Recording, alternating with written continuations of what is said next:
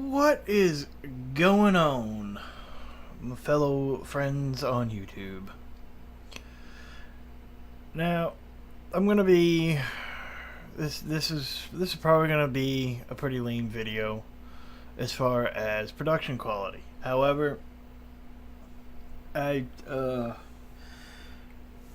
if you've already heard about this video here that we got going on, it's it is every bit as bad as you have heard, and depending upon who you've already watched, it's worse than you've heard in some cases. This is pretty bad. And the fact that this video is still live, which I'm watching it right from their page, their YouTube channel. The Verge,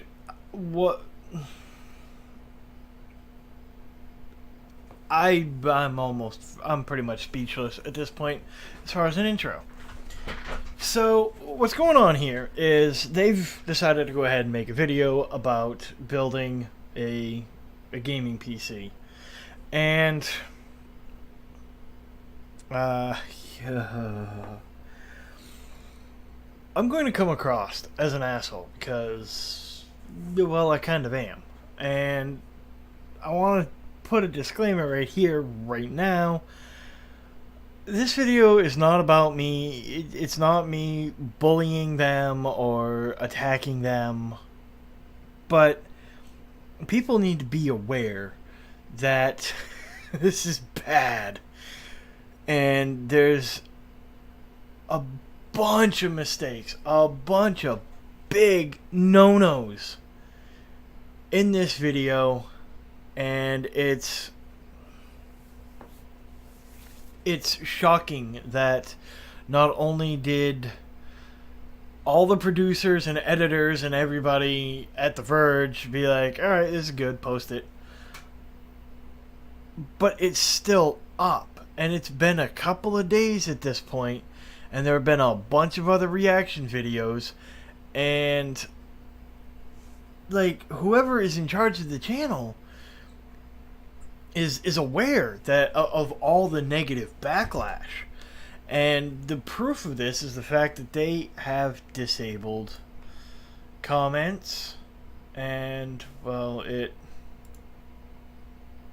it's not showing the likes or dislikes, but I mean, it looks like I can still click one or the other, but it's not showing them. But I mean, we got 2.1 million subscribers to this channel, The Verge, and it's just so bad. Normally I don't do videos like this because I'm super small and I've got plenty of shit people could criticize me for, make fun of me for, call me out on. But this is one of those things where it's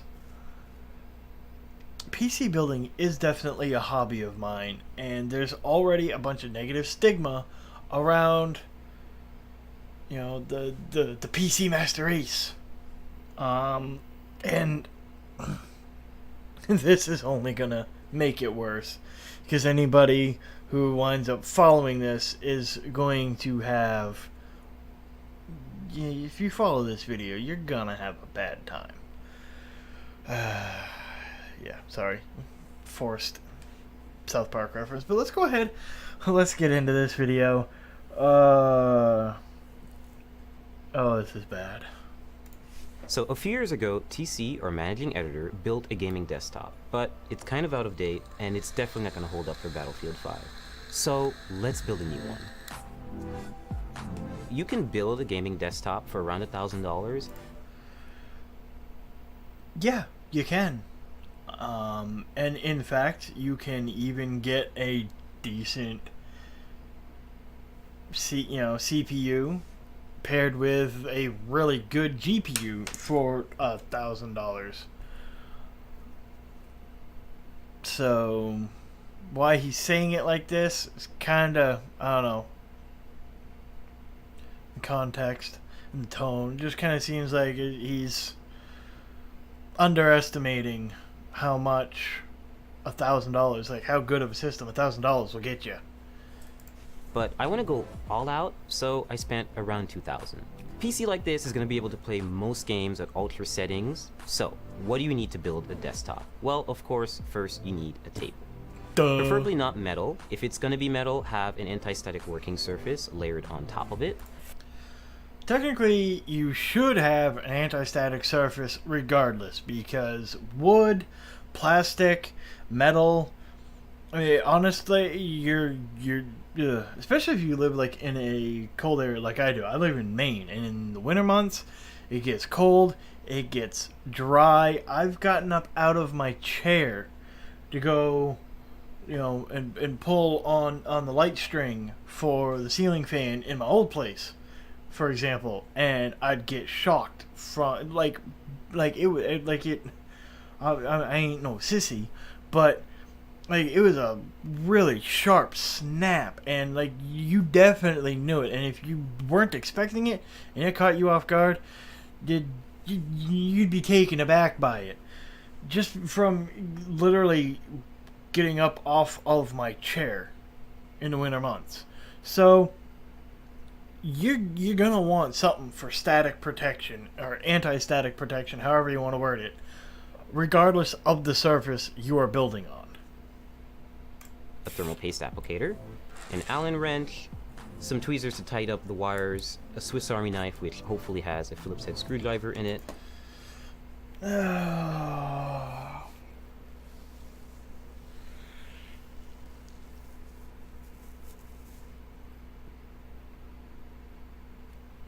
Okay.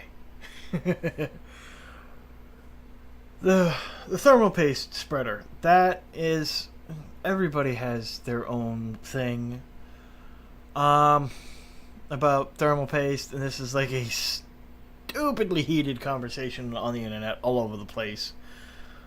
But those, I'm going to tell you right now, those thermal paste spreaders are junk. If you are the type of person who is going to do what I feel is a waste of time and manually spread the paste out, use something with a wider surface, like a credit card or something. I've tried using those little spudgers. They are useless. Also, not sure what the Allen key is for.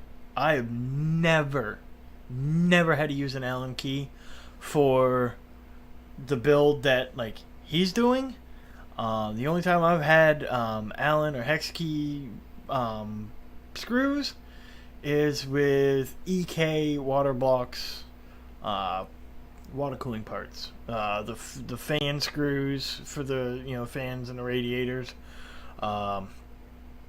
The water blocks themselves are all like held together by these Allen keys. Not the keys, but the screws. But I've never ever had to use any Allen key nonsense before. Like what? Like why would you need that? For the next bit here, those are zip ties.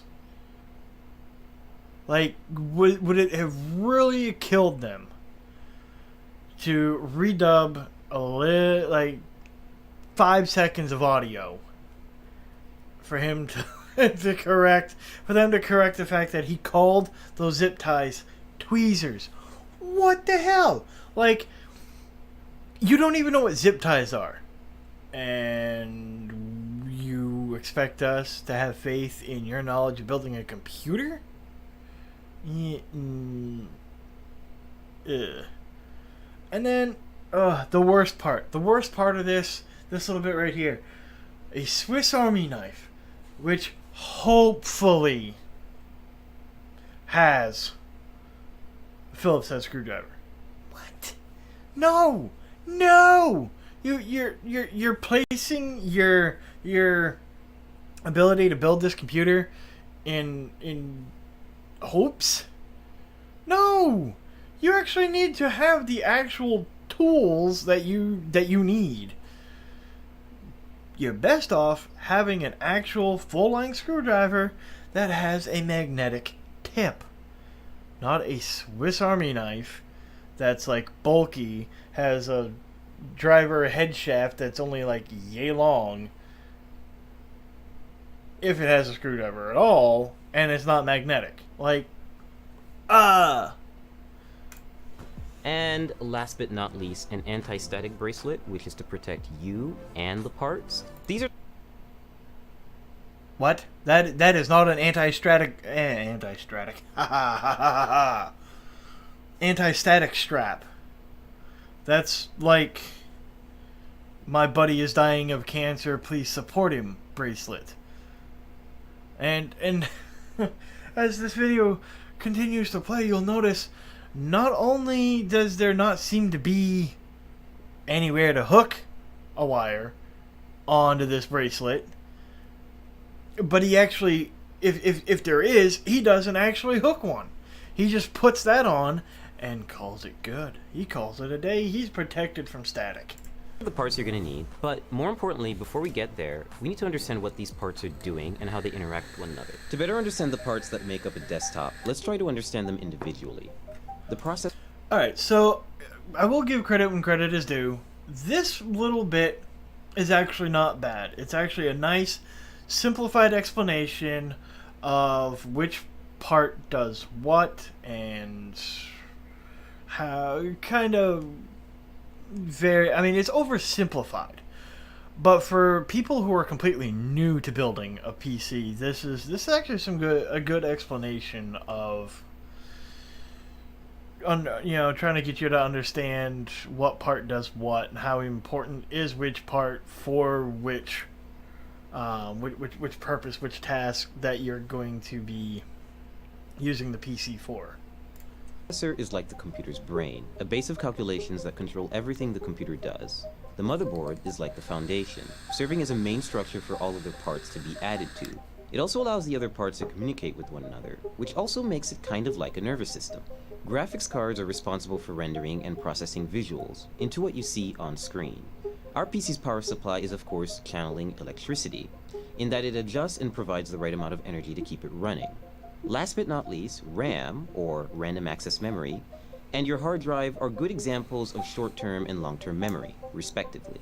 If you want to better understand what kind of computer to build, then first figure out what you want to use it for. A gamer might care more about a graphics card than, say, a video editor who might want extra RAM to assist with editing large files. If you're building a budget build for video streaming, say under $1,000, you want to focus on parts, like a Core i5 or Core i3 processor, that require... Okay, so something that the first time that I kind of misunderstood, the first time I watched this video, was when he was saying streaming. I thought he was like talking about like streaming to Twitch or YouTube, yada yada yada. But he's not. He's talking about basically a machine for just watching Netflix or Hulu or anything like that. In which case that makes this part make a whole lot more sense. Require less energy. They'll be less powerful, but then you'll be able to scale back the cost of several other parts. And if you need help choosing the right parts for your build, there's... Another thing that I really didn't like about this video, the way they did it, is he's just talking about like scaling back the cost, yada yada yada. Well, they keep talking about Intel, with the Core i3, Core i5, yada yada. AMD is also a fair competitor these days, and if you're building, hell, if you're building just something to stream Netflix with or to watch YouTube videos with, you can even go as far back as like their FX series and still get like plenty of CPU power to run Netflix without like all the extra, you can pick them up like cheap. They're like really cheap on, if they're even still available on Newegg. Last time I was looking, like the The 9370, the FX 9370 from AMD was like 125 bucks. But I mean, you can also pick them up used. So AMD is definitely a valid option, and it's a good way to go if you're looking to like save every penny you can, and you're building something that's just going to be streaming Netflix. Sites like PCPartPicker.com that help show presets for which parts fit together, which sort of part conflicts you might have, and where to find deals on new parts. Also, again, credit where credit is due.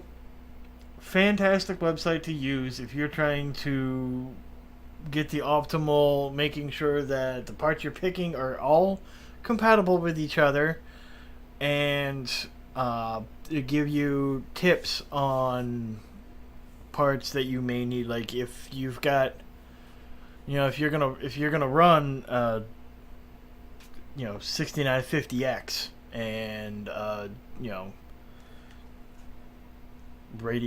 Radeon Vega,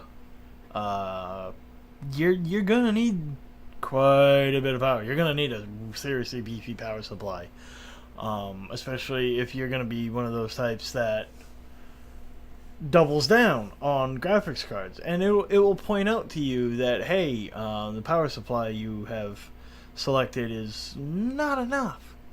So PC Part Picker is a fantastic website. We have a lot of boxes and a lot of PC parts, so it's best you unbox them, isolate the parts that you really need, place items into the case, and make sure that they all fit, and then start working. And now we're really going to start building by adding the motherboard in. Some notes about installing motherboards: they're really delicate, you should be really careful with them, and screw in with confidence, but also don't screw in too hard, otherwise you could crack the board. I chose... Subnote there, yeah, it's a piece of plastic with little traces of metal going through for all the circuitry. It is kind of fragile, but don't be afraid of it. You don't want to go like snowboarding down your basement stairs using the motherboard as a snowboard, but don't like be all like super afraid. No, if I touch it, it's gonna go kaboom. No, they're, especially nowadays, these parts are made to be durable enough that they're gonna survive pretty much anything that any novice builder is gonna throw at it for mistakes, unless they're like pretty much going out of their way to fuck it up. Also, yes, you obviously don't want to like bust out like a super heavy duty like screwdriver and torque the motherboard screws in as tight as you can, but you're really not gonna.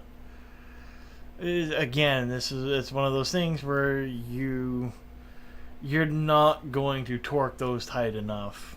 You're not going to torque them too tight on accident.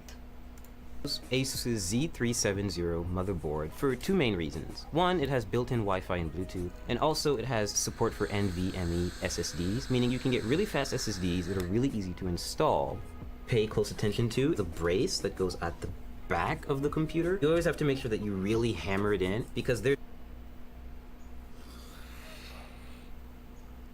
not a brace.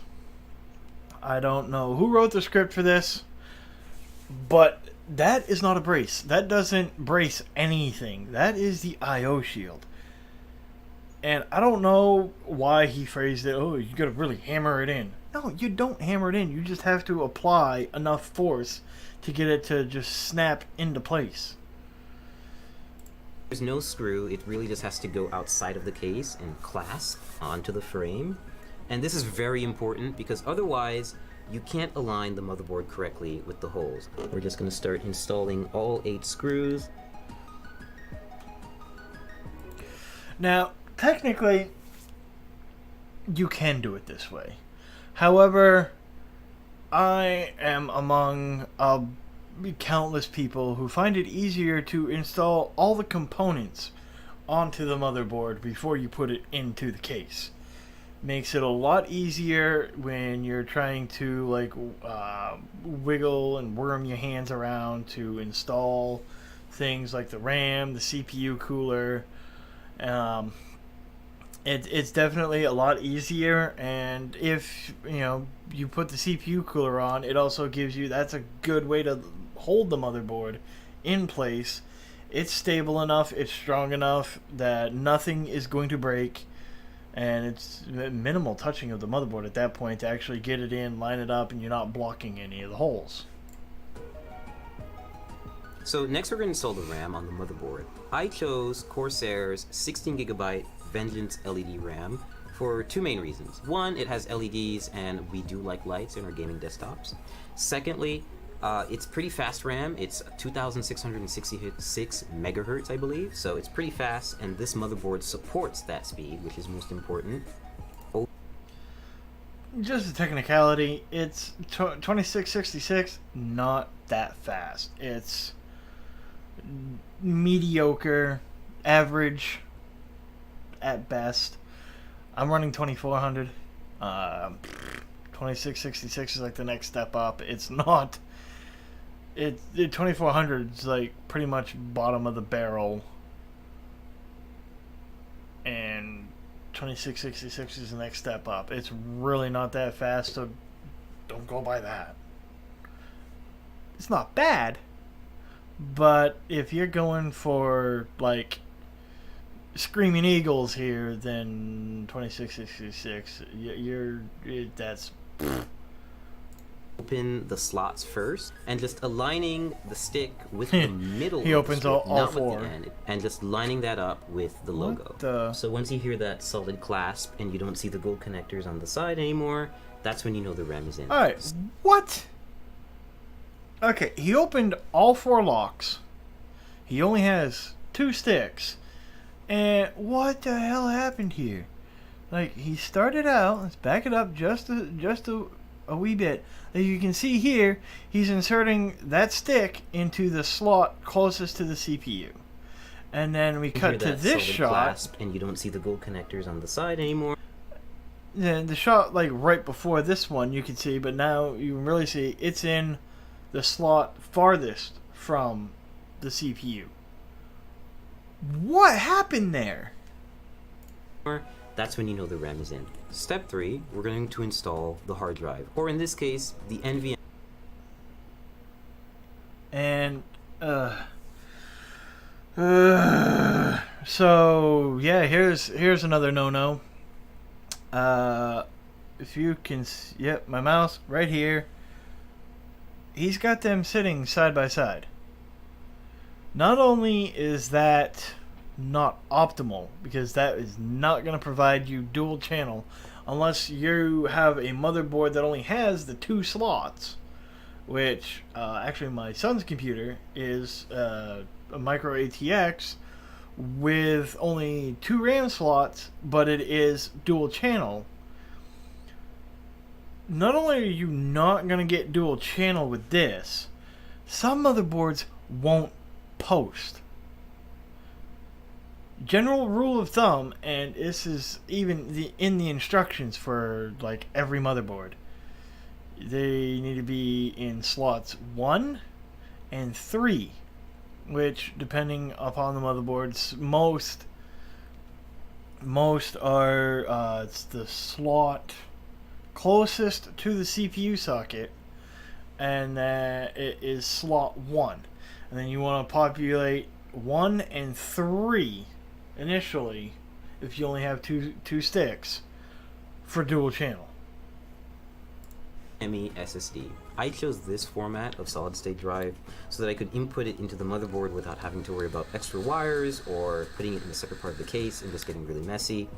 This is from Kingston, and it's 480 gigabytes, so it's not a lot, but you can always upgrade this and swap it out, and it's only held down by one screw and the latch, so it's really simple and really straightforward. Speed for gaming is important when it comes to a hard drive. You want files to write quickly and you want games to load quickly, so that's why it's best if you use an SSD. Okay, so just another technicality. When you said you want files to write quickly, fact of the matter is when you're installing a game, especially things, where you got Steam and whatnot, and I know I sound really stupid right now, but I don't care. most people are going to actually be bottlenecked with the installation speed by their internet connection. Even a hard drive. I've got a 3 terabyte Seagate drive sitting in my computer right now that I have most of my Steam games installed to, and even that is fast enough that it can keep up with my 350 megabit per second download speed when I'm installing a game. However, about the reading, yeah, that's where it comes in handy that you have the SSD, because you got the read speeds and load times are going to be a lot lower than a conventional hard drive. So step 4, we're going to install the graphics card. I chose PNY's GTX 1080, which is overclocked, and so it's a pretty easy installation. You're just going to find the gold connectors, and you're going to line this bracket with the back end bracket of your PC case. Now, which lane you choose depends entirely on what other parts you're going to put in the system. I'm just going to... Okay, so right there, those are not called PCIe lanes. Those are called PCIe slots. The lanes is basically how many... Well, in the terms of like data as a liquid traveling through a pipe, the PCIe lanes are the pipes on the motherboard that the data travels through between the CPU and the device in the PCIe slot. Anyways, that's probably just a technicality, being super nitpicky, but the other thing is it does not depend upon what other shit you're putting in your system. It depends upon what your device that you're putting in your system requires. So if you've got a graphics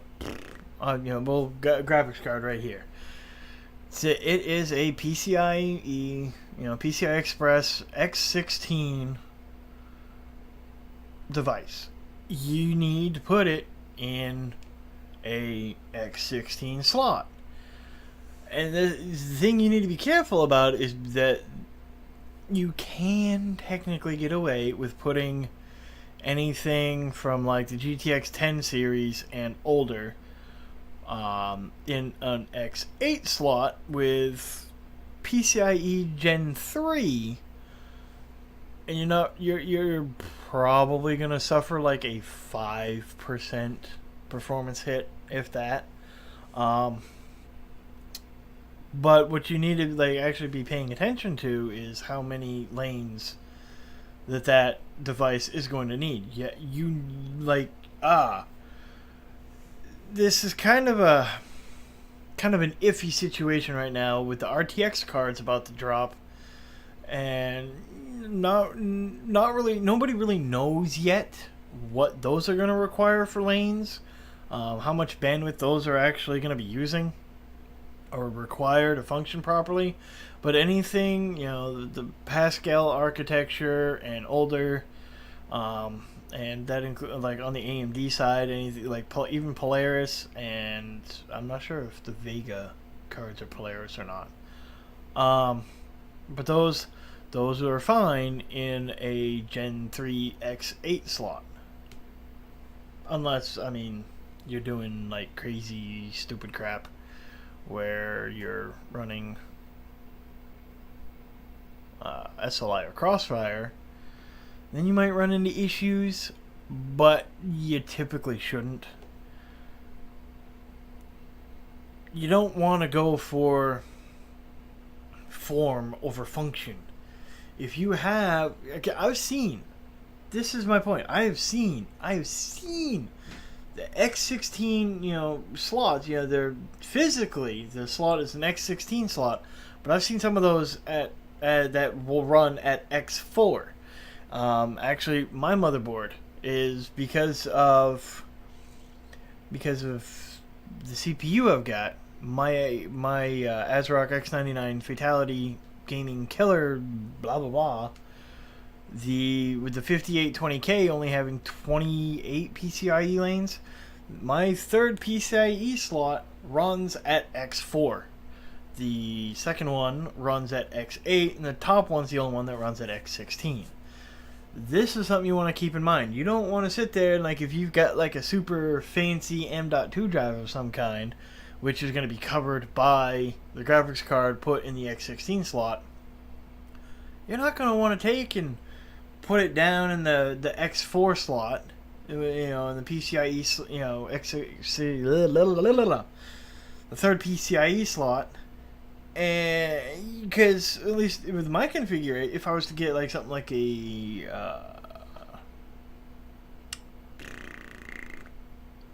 what is it, the 5960, 50, yeah, I don't know. There's a few tiers above what I have for the X99 platform. I've got pretty much the bottom of the barrel. But they have the higher PCIe lanes, and then yeah, you're fine, because then that will run at X8 or possibly even X16. Kind of fuzzy on those details. Been a while since I've read the documentation. But with the 5820K, which is what I have, that slot only runs at X4. Yeah, I could technically put my GPU in that slot. I'm going to get half the frames that card is capable of, because it's going to be choked by only running at X4. I'm going to pick the top one because the SSD is at the bottom and I don't want to cover it. I just think it looks nice. Click down.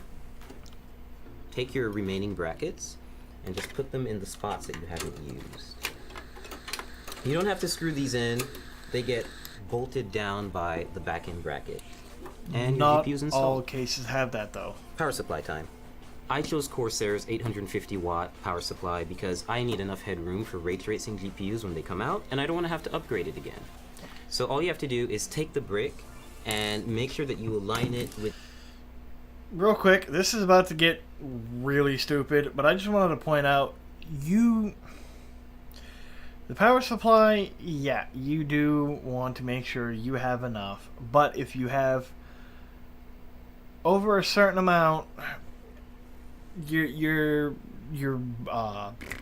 80 plus rating kind of doesn't do you any good. This is something to keep in mind, because what's going to happen is there's a band of efficiency with power supplies these days, and with certain ratings, it's the band is a little different, but ultimately what's going to happen is there's a peak amount of how much is being drawn, how much of the capacity is being drawn from the power supply itself, and in relation to how many is bad wording, but how many watts it's going to be pulling from the wall.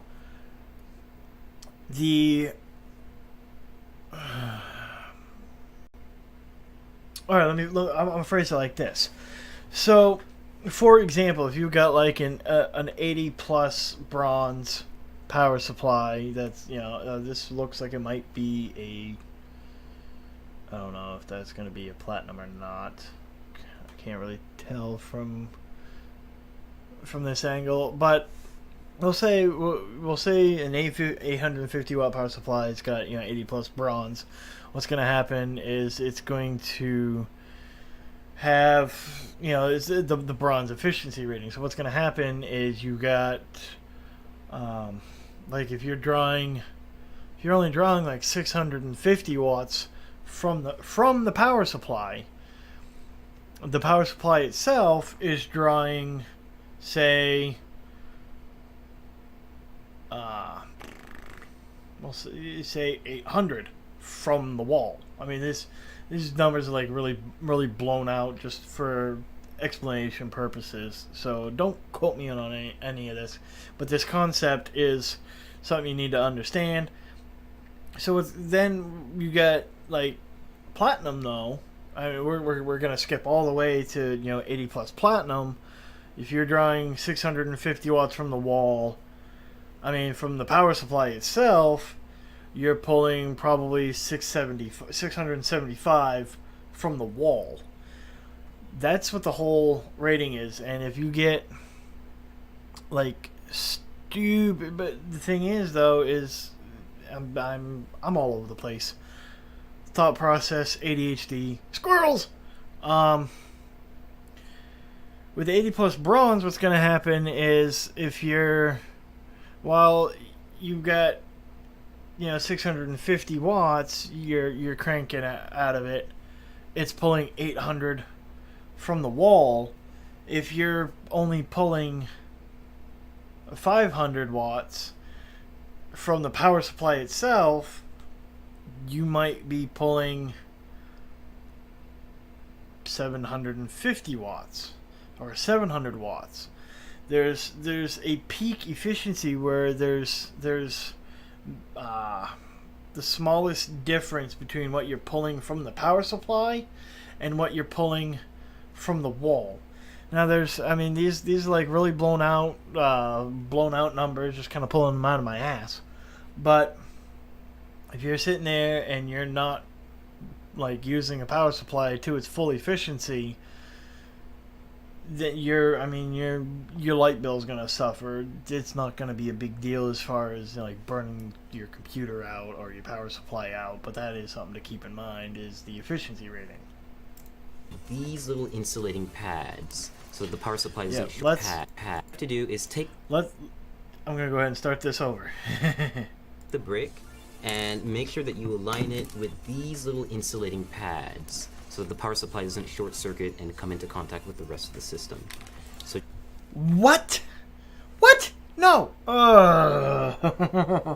This gets even better because he makes himself look like a total jackass here in about a few seconds.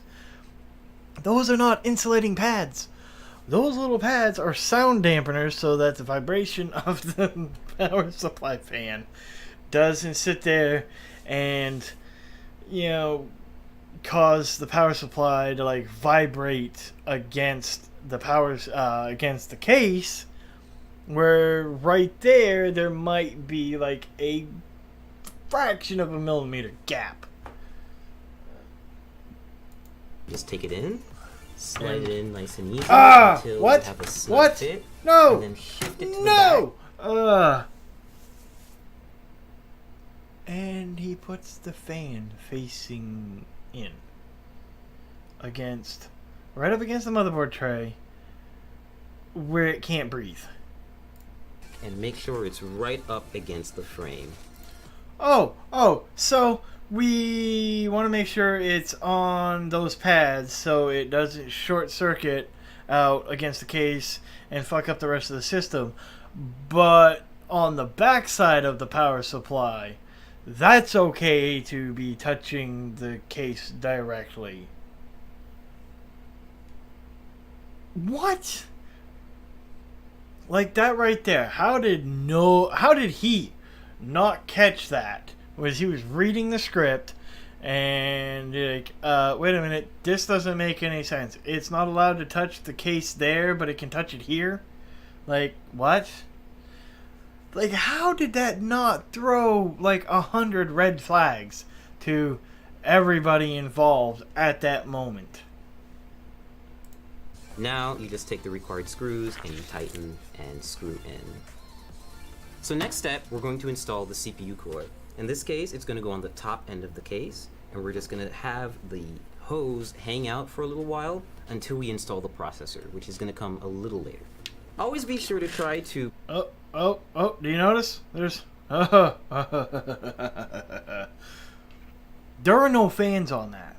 You can see right through the radiator right here. You can see the table through the radiator fins, completely unobstructed. There is no fans attached to this radiator right now. Place it in the system first before you install it, because you can see it takes up a lot of space. But in this case, no pun intended, it fits in perfectly, And we're gonna start screwing it in. And so there's nothing special about this screwing in process. They're just really long screws because they go through the entire frame of the cooler. No, they do not. They are not supposed to go through the entire frame of the radiator.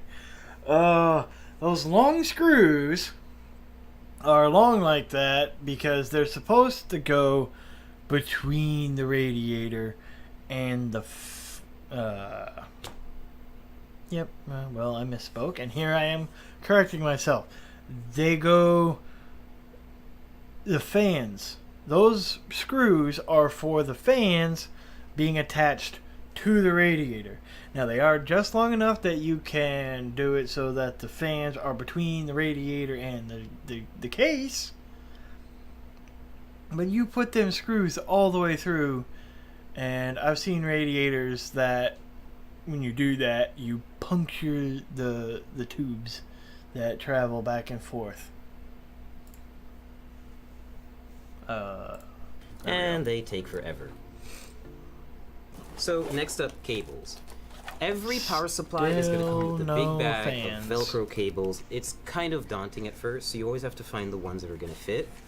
In this case, you need to match those cables with the correct descriptions on the power supply. Now, typically, this is actually a good idea before you put the power supply inside the case. You figure out which power supply cables you're going to need on a fully modular power supply like this. If you're using any SATA devices for hard drives or solid state drives, you're going to need a SATA leg. You're going to need a Molex leg for any of lighting you might have that require the Molex connector, because some companies are still using Molex connectors for who knows what reason. Ugh. Anyways. And typically, you're not going to always have this open of a space in the back of the case where you have this easy of access to the power supply. And it's going to be like the NZXT H440. I have to have all my cables in ahead of time before I put the power supply in, because otherwise it's a huge pain in the ass. Oh, hey, look, a Corsair fan. Interesting. If I try to put the cables into my power supply after I have it in the case, I'm squeezing my hand in there, blindly trying to find the slots on the power supply that the cable I'm trying to plug in goes in.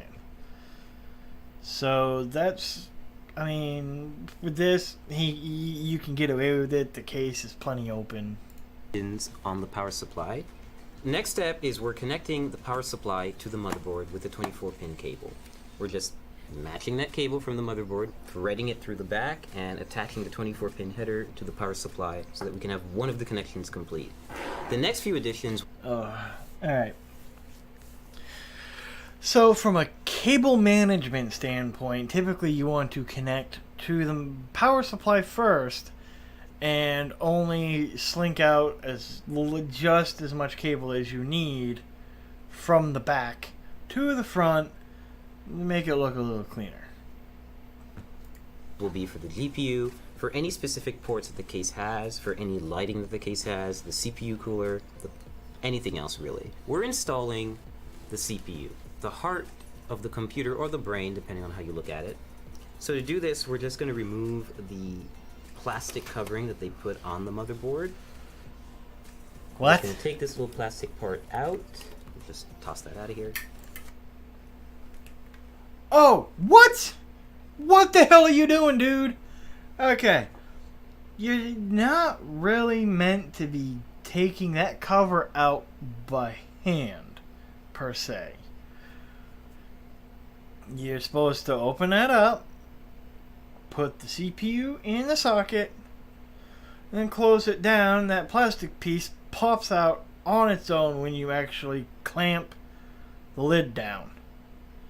And you want to save that cover just in case you ever have to RMA that board, or if you're going to try and resell it later on down the road in like 5 years when that platform is completely dead and you want to upgrade, okay, not completely dead, but like say you want to like upgrade to like a different platform or whatever, you want to save that cover because that plastic cover protects the socket, because Intel has, you know, the LGA socket style where all the pins are in the socket and just little gold contacts on the CPU itself. Like, what are you doing? And now we have an exposed CPU holder, or rather slot, Socket on the motherboard. And we're going to use the CPU applicator. This is a special little part that not everyone may get, but this motherboard that we got from ASUS definitely does have. It's called a CPU installation tool. It makes it really useful if you want to install a Core i7 hexa-core CPU. Yeah, we've got one, and it's an 8th generation chip, and it's ready to go, and it supports overclocking.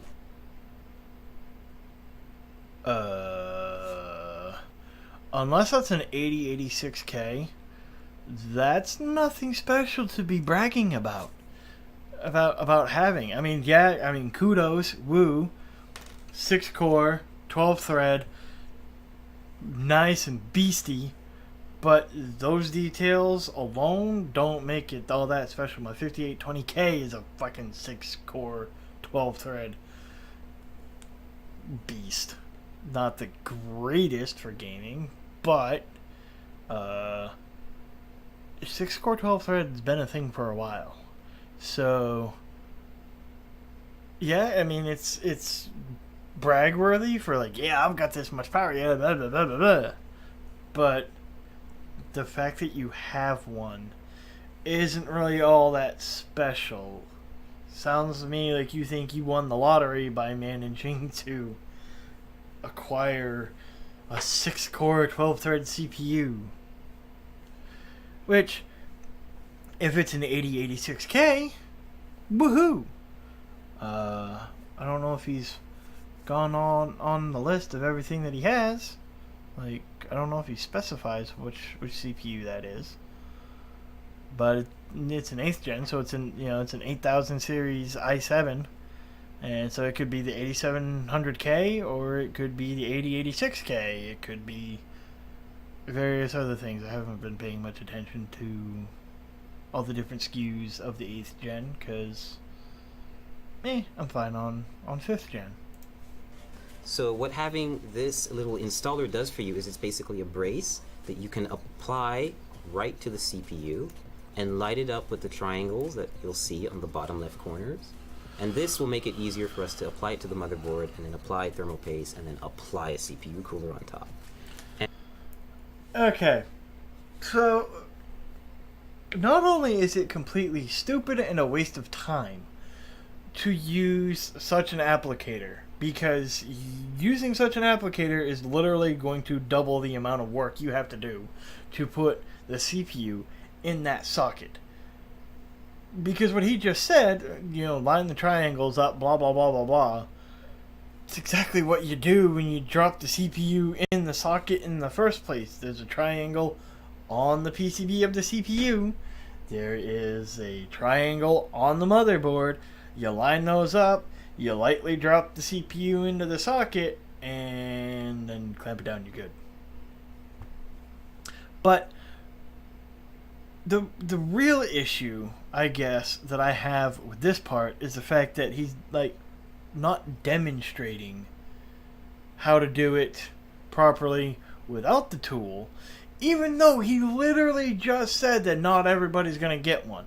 And but this motherboard came with one. Like he knows this is not a common thing, but he's still gonna try and show using it, even though it's not a common thing, when he could twice as easily show how to do a CPU installation without it, which would benefit more people.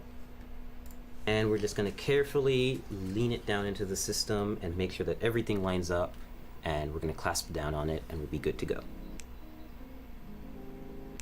So we're about to apply thermal paste to the CPU.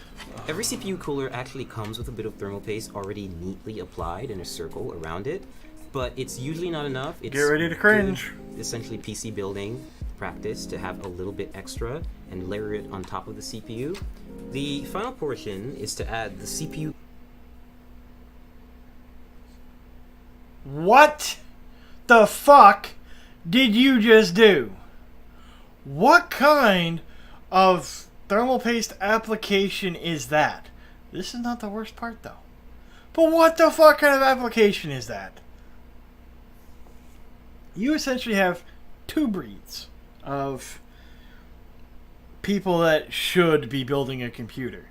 You have the ones that do just a little pea-sized drop in the middle of the IHS, provided it's not like Threadripper. And then they just put the cooler on it and then torque down, in an alternating pattern on the cooler to the board, having the thermal paste spread out evenly. And then you have the other breed that will sit there and manually spread it themselves with a credit card or one of those spudgers that I find to be a waste of time because they're not big enough to do that job properly. And then you have this. What the fuck? What did you do? Like 5 little pea-sized drops? Is to add the CPU cooler. And, like I said, this isn't the worst part though.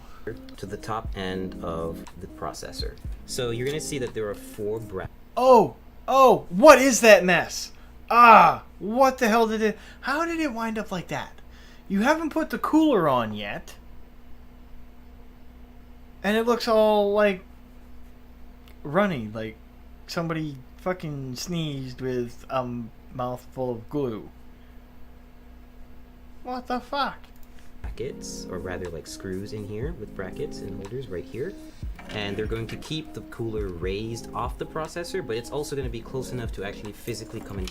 Now, I guess can't really tell for certain Basically keep it cool. due Take to thumb angles. screws like this. But one can assume, because of what he said, he left the thermal compound that was pre-applied to the cooler. He left that thermal compound on. So he has that on there combined with that just absolute snot rocket of thermal paste that he applied to the IHS.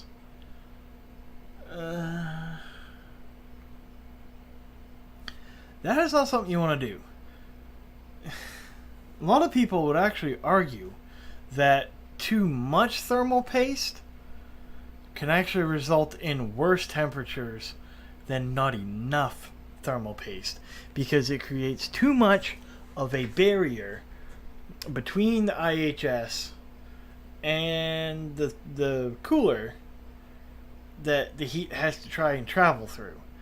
The whole purpose of thermal paste is to seal up the tiny little like micro scratches or micro imperfections of, well, not being perfectly smooth.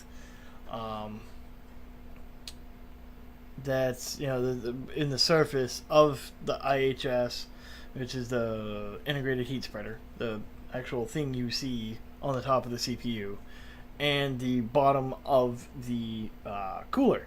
So all that does is those surfaces are not 100% perfectly smooth.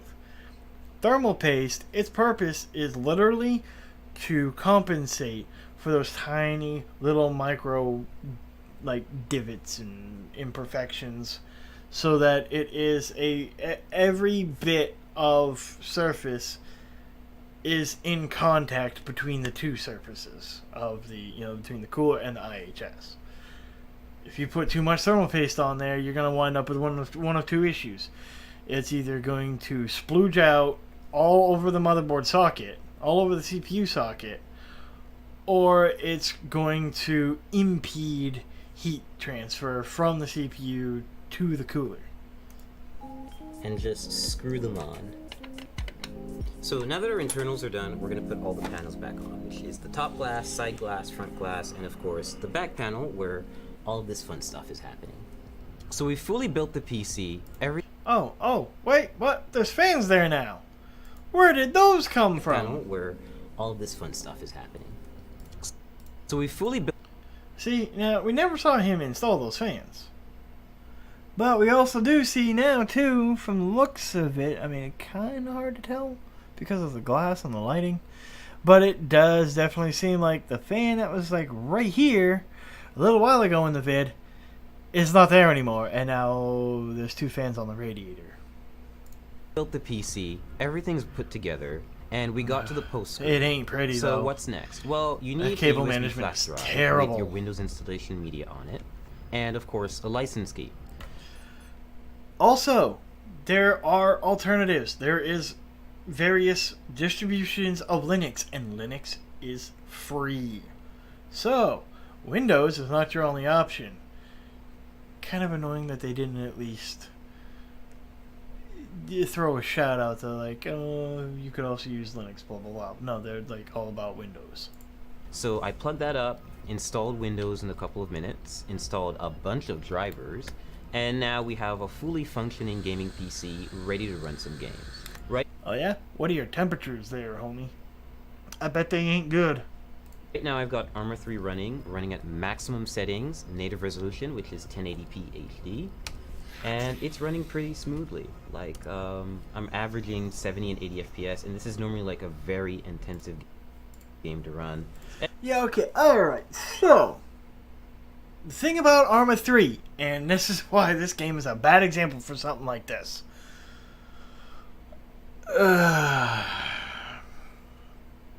Arma 3 is not properly optimized at all for multi-threaded CPU.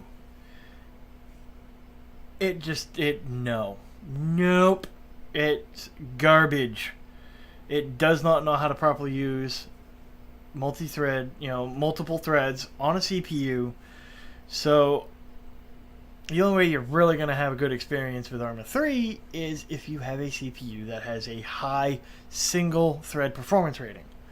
I'm pretty sure the 8700K falls into the category that where you're about the best you're going to get for that. The thing is, he's getting 70, 80 frames per second, although that frame kind of looked like it was saying 66. But I don't know if he's playing in single player, which I mean he might be, I don't know, but he's flying around in a jet. The part of Arma 3 where it gets like really like intense on your hardware is when you're playing multiplayer with like 100 other people in a match, and everybody's all like in an area. Like if you're playing like the King of the Hill mode, you get into the areas where there's a lot of people and a lot of things happening. That frame rate is going to take a steep dive down into the 40s and even 30s, at least in my case on a 5820K. And that's with, again, in my situation, with some optimizing parameters added to Steam with the for launching the game, of telling Arma to, hey, use more cores, use more threads. It's still not a perfect science. It does seem to help a little bit. It does seem to make it so that instead of one core being like pegged to the max on my 5820K, the load does seem to be a little bit more spread out, but it's still not. But the problem is he's a bad example here because he's like up in a jet away from people, not really much going on directly in front of his face. So this is a bad example for using Arma 3. Proper way would have been to be like in a multiplayer match with like 100 people and actually go see what the frame rate is inside the actual like combat zone where there's a bunch of shit going on. And it's still doing a pretty good job. So right now I'm playing League of Legends. It's one of my favorite games. I'm actually playing against a bot, and I'm distracted, so I'm not actually doing so well. But otherwise, like, this is pretty much what you would see me do on a gaming computer. Test stuff out, and hope. Okay, see what you would do on a gaming computer. I thought your like editor-in-chief or whatever is who this computer was supposed to be built for. Not for you to play a game that could run on a laptop from 2005. Like, why you were talking about in the beginning of this video. This guy was talking about playing, needing to play games like, Cyberpunk 2077 and like Battlefield 5 because the dude's computer isn't up to par for those games. Why not test like Battlefield 1, which was, if I recall, is gonna be running on Frostbite, what is it, 4? Just like Battlefield 5 is going to, maybe? Poor examples. That's my point. He's using games in that are, well, one, in the context he used it, it was a bad example. And this game can run on a fucking potato. So, why?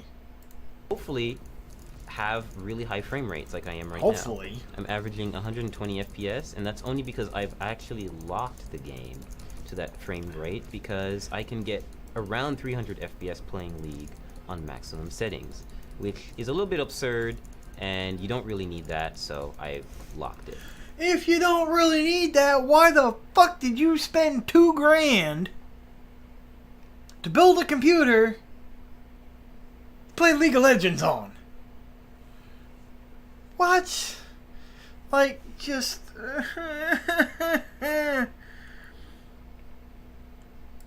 Building a gaming desktop has been a great experience. I'm able to max out a lot of my favorite titles, and I'll be able to play a lot of upcoming titles like Battlefield 5 and Cyberpunk 2077 without worrying too much about the parts I have. When ray tracing GPUs come out, for example, I'll be able to upgrade without having to buy a completely new system. And if I have a problem down the line, I can always just swap out a part and have it serviced rather than losing my whole computer. And of course now we also have a computer to test and benchmark games here at the Verge.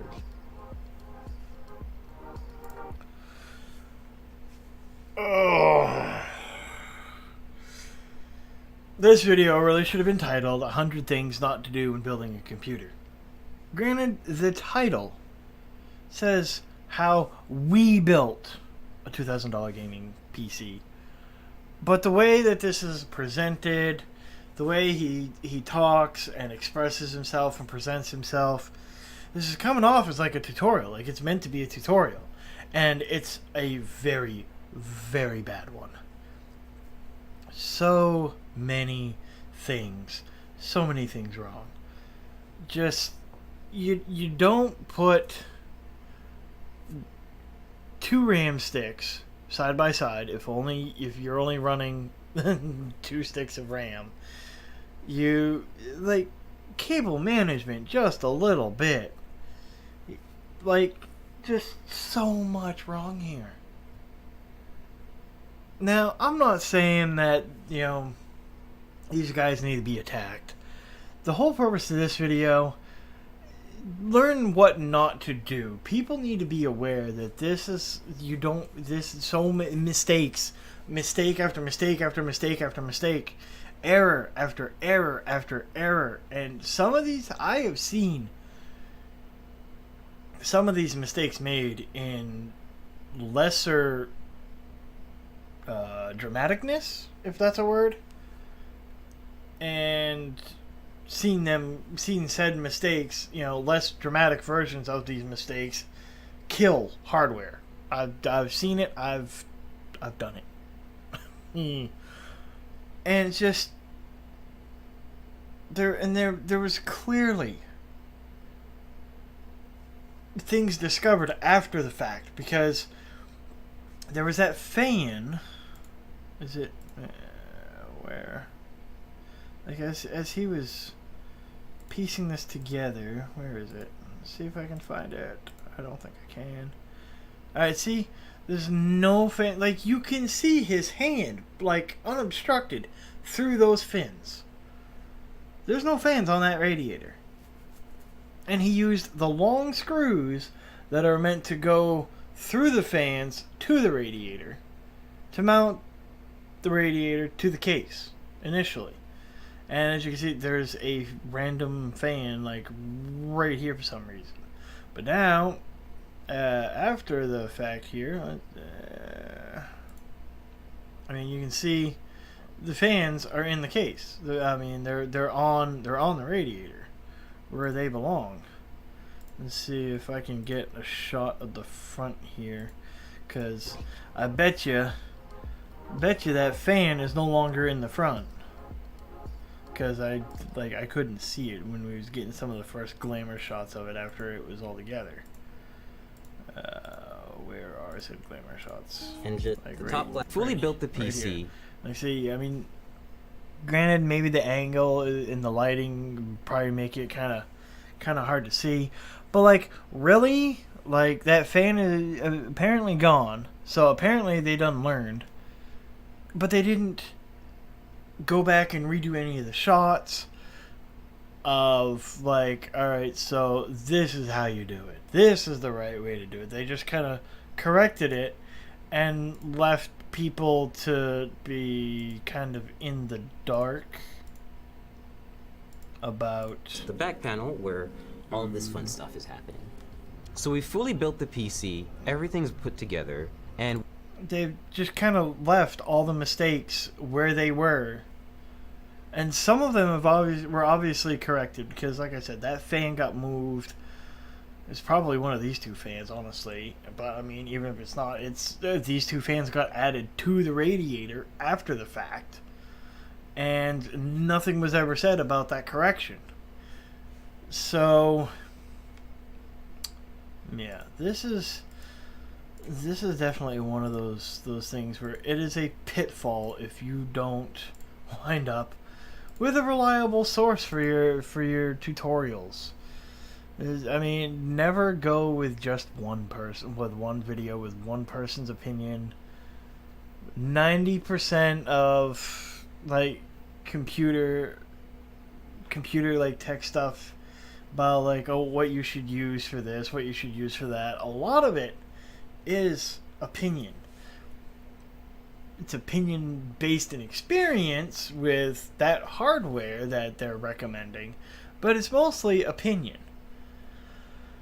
And some people are going to see things differently than others. You're going to catch, I mean, like the 5820K, it's fine for gaming. I mean, it's not the best, but it's fine for gaming. But somebody who's only ever gamed, someone like me who would pay less attention, however, go from like an FX series to the 5820K and be like, oh, this thing is badass for gaming, blah blah blah blah. It's all right for gaming. I got it because I needed the overall more performance to edit videos like these. Although this video not edited. Wanted this one completely raw, just so you guys could see that I'm not doing anything to manipulate or kind of steer the narrative here. Like, whoever wrote the script is clearly a fool. They clearly don't know their way around tech, and it's frightening that as many people as this video traveled through their hands and it still went up for 2.1 million people to see. It's just, that's frightening, because failures are gonna happen if this guide is followed, and then it's just going to leave a black mark on PC gamers and PC builders, PC users, PC hobbyists and enthusiasts, and us whole bunch. So, well, this video has been long-winded enough. and I am sorry, but I needed to throw my 2 cents in on this because this is something I don't want seeing get out of control. I don't want people using this video as an actual tutorial. It's so bad. And don't go attack them. Do not. No. The link is in the video description, but do not go attack. Feel free to go to the Verge if you want. Provide constructive criticism. Do not attack, don't badger, don't bully. I mean, honestly, who knows why the final reason is as to why this actually got pushed out and, published. Maybe these guys just don't know. I don't know anything about the Verge. I don't know what they're into. Are they journalists? I don't know. But clearly, the people in charge of managing this video not tech-oriented. At least not when it comes to actually building a computer. But I'm going to go ahead. I'm going to leave it at that. This was like stupid long-winded, and for that I am sorry, but I had to bitch about this because this was bad.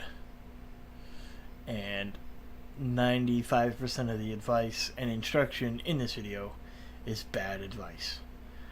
So I'm going to leave it at that. Go check out some of my other videos. I'm definitely a bit more entertaining in some of my other videos. And if you like any of them, hit that subscribe button. Hit that like button. Follow me. I'm also live on Twitch most weekdays. Twitch.tv/Sylvester. Alright. I'll see you in the next one. And